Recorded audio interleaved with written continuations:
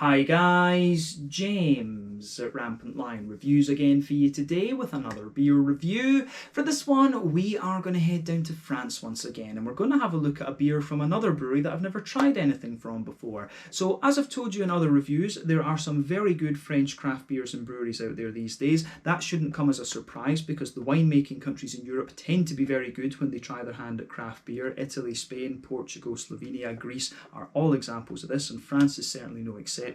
And apparently there are 1,300 or so breweries across the entire country these days.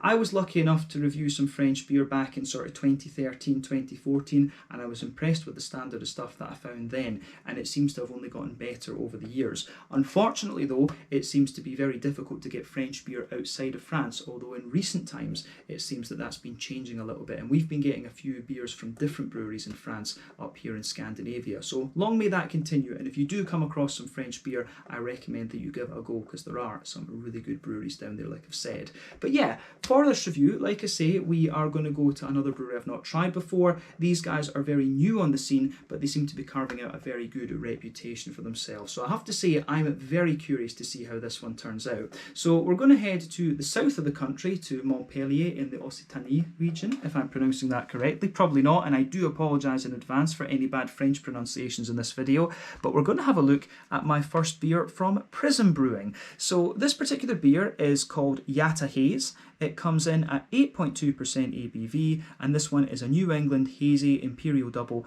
whatever you want to call it, IPA. So we got this beer here in Sweden as part of the Tillfälligt temporary sortiment through Systembolaget on the 18th of May 2021.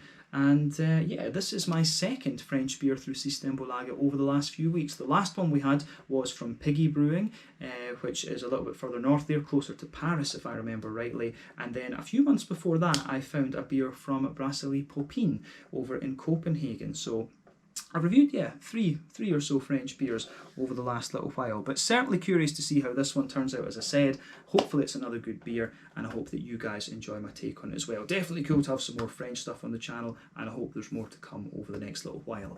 But as always with my reviews then, I'll tell you a little bit about the brewery before we taste the beer. If you want to get straight to the tasting, just fast forward. All the usual links are in the video description below. That's the brewery website, the link to my future reviews that hopefully I can do from Prizm Brewing. Very first time I'm trying one of their beers, as I mentioned, but there's all the usual social media down there. If you want to see more reviews, do please consider subscribing to the channel. The whole channel, of course, has a geography-based tagging system, so you can go into the homepage and search for beer based on country, city, state, county, province, prefecture, whatever it is you happen to be interested in. Do check out the playlists of beers from different countries. There is one there for all the French beers that I've reviewed for you. That's being added to whenever I get the opportunity, not as often as I would like though. And as always, please do get in touch and let me know some of the other beers and breweries that you guys would like to see me review. It's always great to hear from you guys that are watching the videos, and the support that you show the channel is hugely appreciated. So anyway, on to my brewery notes then, to tell you a little bit about Prizm Brewing then. So Prizm Brewing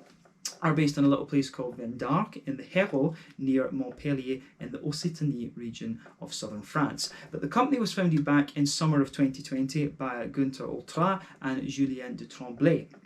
So Gunther comes from a background in data and HR, and he was an avid home brewer before he went on to become the head brewer and also one of the founders at Brewery in Valmont, where he remained for about 3.5 years. Julien, on the other hand, comes from a background in logistics and management, and he also managed the company Guru Beer, which is an importer and distributor of craft beer across the whole of France, but he acts as the CEO of Prizm Brewing. But they chose the name Prism to represent the 5 fundamentals of the company or the brewery. So this apparently is friendship, passion, proximity, selection and respect. Proximity is the interesting one because they want to use as many French products in their beers as possible. So a lot of the malt and things like that, it does come from their local region. But they've got quite an impressive brewery actually when you look at some of the pictures of it. Apparently they're operating a 50 hectolitre system, which is a 5,000 litre brew kit. And they've also got Antoine Kirek in the brewing as well. So he Used to work for Brasserie Bap, which is near Paris too, so quite an experienced brew team they have in there. But they also have an on-site tap room, which looks very nice again when you look at the pictures. And as of May 2021, when I'm filming this review for you, these guys have produced 25 different kinds of beer so far, and there seems to be quite a few different styles in there. So yeah, hopefully we can review a few more of those on the channel over the next little while. But yeah, that was all the information I was really able to find on Prizm Brewing. It was a little bit difficult actually to get a hold of different things from these guys. I had to go through various different French blog websites to piece together what I've managed to get there, look at LinkedIn profiles and stuff like this. But there you go, we managed to get a decent set of notes about this brewery, which is always good. I always like sharing the information about the brewery and learning about the different places that these guys come from. But Vendargues, where these guys are from, is kind of to the northeast-ish, if I remember rightly, of central Montpellier. Montpellier is supposed to be a very beautiful city, actually, and if I remember rightly, that is where Rémi Gaillard is from, that prankster guy who ran on the football pitch and managed to sign people's shirts and things like that. And he does a whole host of different things, you know, the Mario Kart and the Pac-Man in the supermarket and things like that. I love his YouTube channel. If you haven't seen him, go and check him out. He's probably one of the best known citizens of Montpellier these days. But yeah, really funny guy actually. So yeah, it was quite cool to realise that this beer was from the Montpellier region in Occitanie in the south of France actually. But yeah, as I say, that's all I can really tell you about Prizm Brewing at the moment. If you want to learn more about these guys, you can check out the brewery website, you can follow them on Facebook and Instagram to keep up to date with all the latest goings on, and you can check out the Rate Beer, Untappd and Beer Advocate pages to learn more about all the different beers that these guys have done. So yeah, let's get on and have a taste of this beer itself then. So I'll let you just have a little look at the artwork on this before we open it up. So as you can see right in the middle, that is the Prizm Brewing symbol. You can see it's a lot of the beers have this kind of photographic style of artwork, which looks very nice. Montpellier, of course, is right on the coast, so it's not surprising that you've got a nice kind of coastal photographic scene on this one. But like I said earlier, this one is a New England Hazy Imperial double, whatever you want to call it, IPA. Comes in at 8.2% ABV, and this one is double dry hopped with Citra. So yeah, this should be quite interesting. I don't know if it is just single hop. It didn't see anything on the Untappd one. I had a little quick look earlier, but yeah, it contains barley malt, wheat and oats, which is kind of standard for a New England IPA. The other thing about this beer is that it was actually brewed at Frau Gruber's brewery in Gundelfinger an der Donau, which is in the western part of Bavaria in southern Germany. This is one of their bigger by volume production beers. This is one of their core range beers, so I think they do outsource a little bit of that to different places. So yeah, it's been a while actually up here in Sweden since we've had some Frau Gruber, but as I say, hopefully we're going to get more French beers over the next little while. But yeah, 440ml can, this one. I think I paid 60 or 65 Swedish kroner for this, so let's say 65, so that works out at around €6.50, just shy of £6 sterling then I guess, and somewhere in the region of $7.50 American, just to give those of you watching across the world a little bit of a price mark. But you always pay like 10 crowns extra or something like that for an import beer, so you know it's about 55, normally it would be about 55 kroners if you compare it to a Swedish one. So yeah, for an 8.2%, yeah, you will pay 50 or 55 Swedish kroner for a Swedish brewed double IPA. But yeah, let's get this guy out then and we'll get on with the tasting. Very curious to see what this has in store for us. And as soon as you open it up, by the way, it smells absolutely lovely. So yeah, we'll try and get a good little bit of it in the glass for the moment. That should be enough, I think, to take a look at the aroma, and then we'll put the rest of it in a little bit later on. So, before the head disappears on this one, you can see that it's poured with about 1/4 to 1/3 finger of a frothy, I would say perfect white head. That is fading away very quickly to be just a very thin foamy layer though, and you've got a nice little bit of a foamy white ring around the edge of the glass there. But yeah, 1 or 2 big bubbles sticking towards the side of the glass, a few little ones going up towards the bottom of that head there. But overall, the carbonation looks pretty calm, to be honest with you. In terms of colour, this one actually looks like a very pale, well, it's not the palest beer I've come across right enough, but it looks like a very nice kind of bright but still quite pale yellow colour, kind of like a pineapple juice or something like that. As you know, if you've watched the channel before, I like comparing the New England IPAs to different kinds of fruit juice because that's just what their appearance reminds me of. But yeah, in terms of the colour is always derived from one, the type of malts that you use. That basically decides the magnitude of the colour that you're going to get in these beers, but then also the length of the wort boil that you use is important too. The longer you boil the wort, the more the sugars caramelise, thus you get a darker colour of beer. Adjuncts and barrel aging are also going to play a role in that, but those two factors are not really at play when it comes to this beer.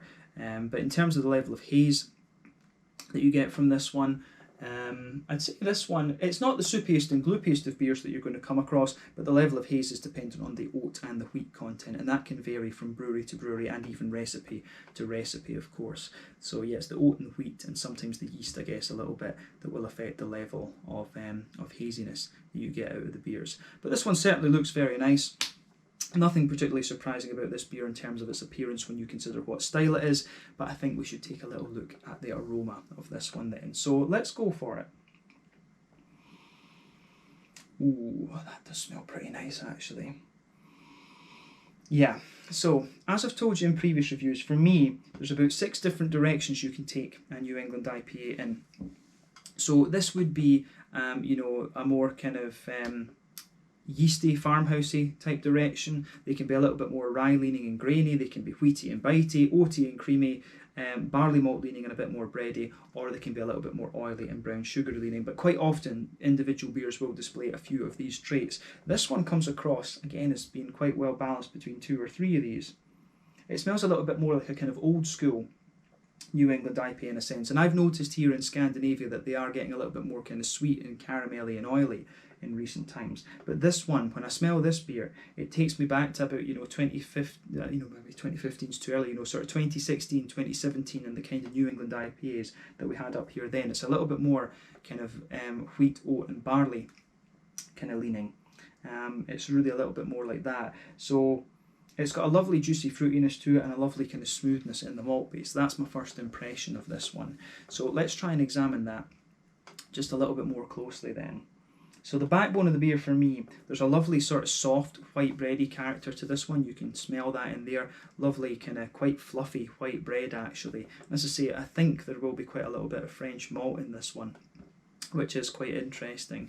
But yeah, it's got a lovely soft, fresh, white bready backbone to it. You get 1 or 2 little bread crusty elements out of it, which is interesting, but you can also smell the kind of wheat in there as well. There's a little bit of bitiness to the wheat at the back of the nose, but in the middle of the nose you can smell the wheat kind of smoothing out that and just adding to the sort of fluffiness of the white bread. Definitely some nice kind of oaty, creamy character coming out of this one too, which I really like.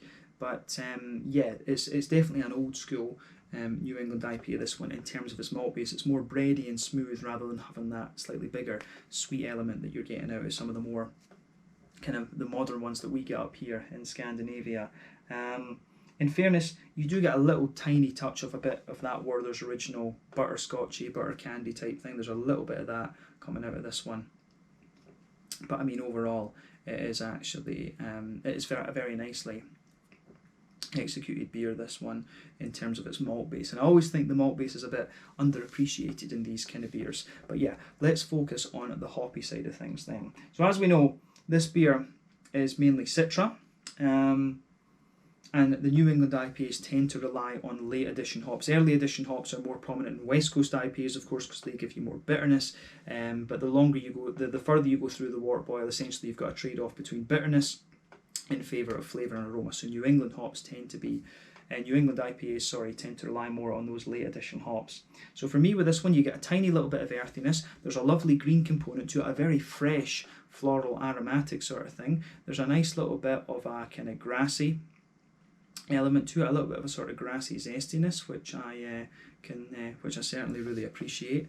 But yeah, the green component for me comes across as very fresh and very bright. I don't think there's too much else to say about it than that, and Citra will give you these lovely big kind of bright notes. Remember, American hop, 14% alpha acid, usually a lot of mango, a lot of juicy mango, some softer tropical fruits, and quite a little bit of a citrusy component to it. And you can certainly pick that out in the fruity notes of this beer. So let's just take a little closer look at those and see what we get.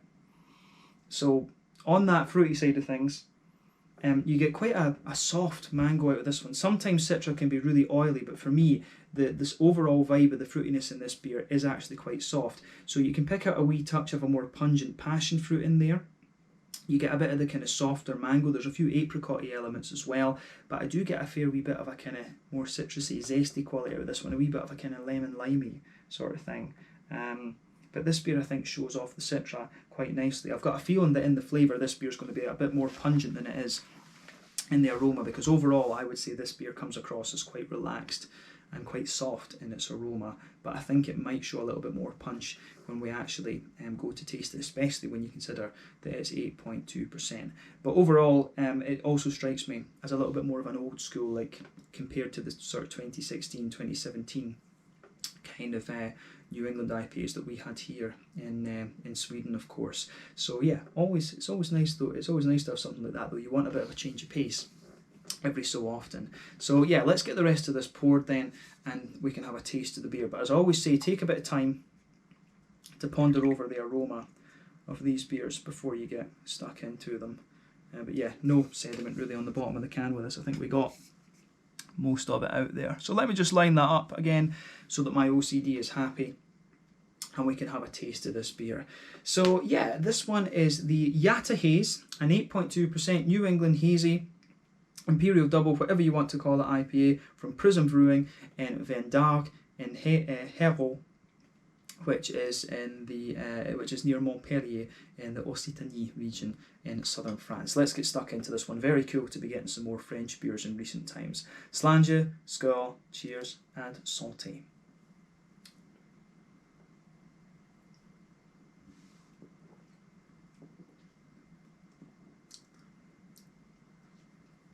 Oh yeah, that's a really solid New England IPA.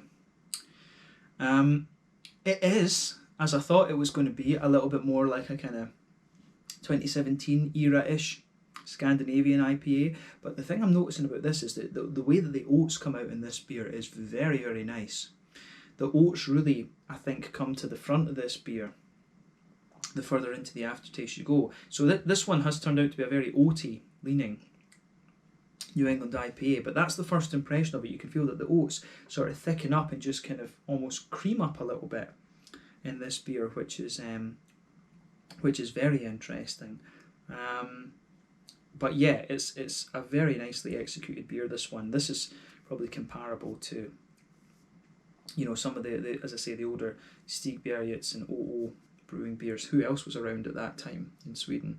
I'm trying to think, but no, it's a very, as I say, very soft, kind of smooth and oaty leaning New England IPA, this one. So, you know, take a bit of time and just appreciate that. The first impression from this beer though is very positive, and this backs up what I said earlier. The countries that are experts in their winemaking tend to be very good when they try their hand at craft beer. But let's try and break this flavour down for you and describe it a little bit more.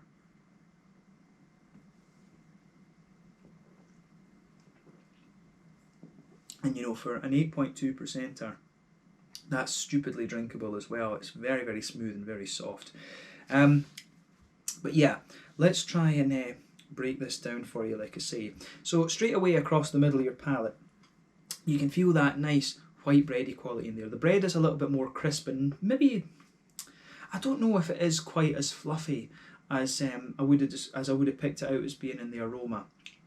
It is a little bit more, the bready character you get out of this one is just a little bit more crisp.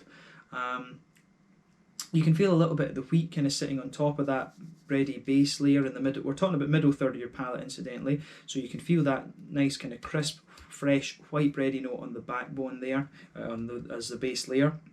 If you go to either end of that middle third of your palate, you'll get a few kind of bread crusty elements. Sitting on top of that soft white bread though, you get a little bit of the wheat there just kind of smoothing things out. And then on top of that, if you go down the kind of middle line of your tongue, you can feel the oaty qualities out of the beer, and they sort of spread out, but they give the beer, they sort of thicken up the further you go into the aftertaste, and they give this beer a really smooth and slightly sweet oaty character. I've been saying this in other reviews recently, when it comes to imperial stouts and stuff, oats don't really contribute so much to the flavour, whereas in lighter beers like this, they can do quite a lot. They can add quite a little bit of sweetness to the beer when you've got maybe less powerful, less potent flavoured malts, actually. So yeah, this one, I think the oats really play a central role in this beer. It's a very oat-centric New England IPA, in my opinion. But that's just on the middle third of your palate. In the very centre of your palate, there's almost like a little small circle there where you get a little bit of a kind of butter candy, butterscotchy type note out of this one. That's the alcohol coming out of the beer, of course, and you would expect a little bit of that when the beer is an 8.2% New England double. You are going to get just a little bit of sweetness out of this one. But I think this is a very straight shooting malt base. I would be surprised if there's any more than sort of two or three different types of barley malt in this, and then you've got the oat and the wheats on top of that. It comes across as very straight shooting, and it's actually quite similar in a lot of ways to, you know, the Amazing Haze or the Narangi. Amazing Haze from Stigbergs or the Narangi from OO Brewing. It's very much like these, just to give my Swedish viewers a bit of a reference point. But it's a beautiful beer, that, so I certainly look forward to trying more from Prism if I can get the chance to do so. I would happily drink more beers from these guys.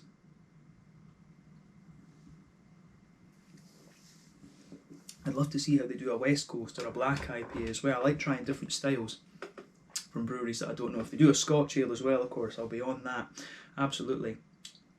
But yeah, that covers the middle third of your palate, I think, in this beer quite nicely. It's lovely smoothness and a sort of rounded flavour to it, which I think is great. So yeah, on the border region between middle third and back third of your palate, again, you get a little bit of a bready build-up. There's a wee bit of a bread crusty thing there. Then as you move into the back third of your palate, you can feel the beer just becomes a little bit more kind of wheaty orientated. At the very back of your palate, you get a little bit of wheaty bitiness off it. And as you move further forward, you can feel that some of the yeasty characters, the sort of yeasty notes just get a little bit more, the yeasty notes get a little bit kind of taller, if you like. So you can feel that the sort of height of the flavour, if you like, at the back of the beer is kind of like this. And as you move further forward, it condenses down a little bit. And as you go into the middle third of your palate, you know, as you go down into the middle third of your palate, it sort of drops down, and you can feel that the flavour is just a little bit more kind of condensed together, actually. So I really like how that, how the beer goes about its business in that sense. It works very, very nicely. So yeah.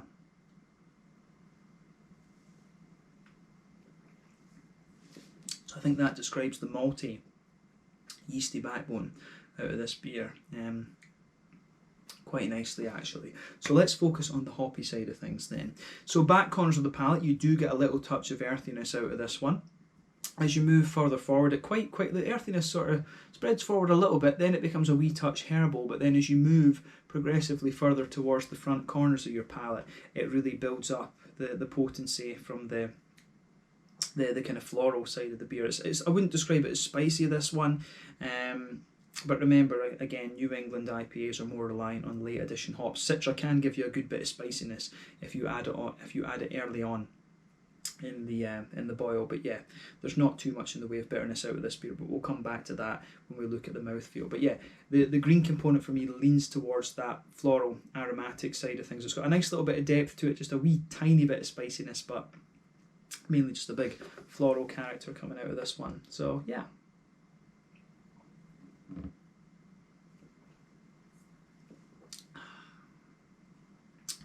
So yeah, in terms of the, how would you say, in terms of the,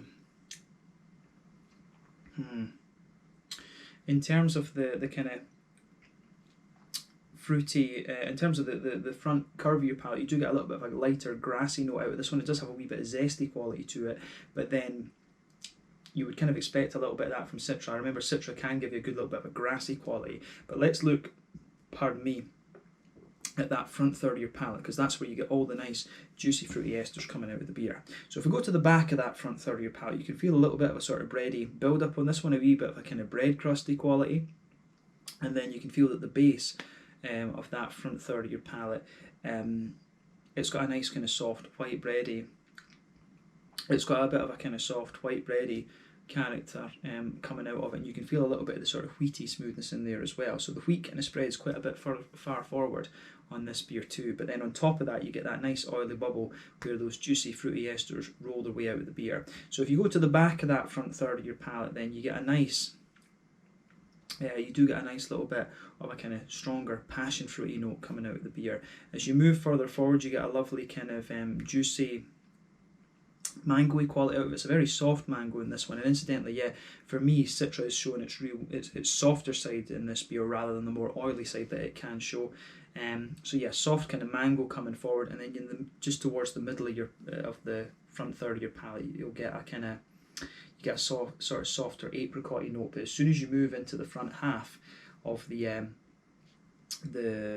front third of your tongue, you start to get the more citrusy side of the Citra coming out. You start to get more of that kind of lemon limey type quality, and for me it feels like quite a dark lime but quite a potent kind of lemony quality just sitting on top. So yeah, when you put Citra into West Coast IPAs, I think it shows a few more sort of gooseberry and lychee type qualities, but yeah, in the New England IPAs it's definitely a little bit more kind of lemon and limey kind of characters that you get out of these. But yeah, this is really, as I say, showing the softer side of the Citra hop for me. But like I say, this is a lovely beer, this one. It really strikes me as kind of similar to the sort of 2016, 2017 era Scandinavian IPAs. So yeah, and I'm thinking both of the Danish ones that I'd had and the the Danish ones. I suppose the Amundsens from Norway and things would be quite similar to that. So it strikes me that the sort of 2017 Amundsen, Amar, Stigbergets, OO type beers. It really strikes me kind of like that. But this beer gets a big thumbs up from me. I've certainly enjoyed this one, and it's quite an oat-centric IPA as well. But let's round off the review with the mouthfeel then. So for me,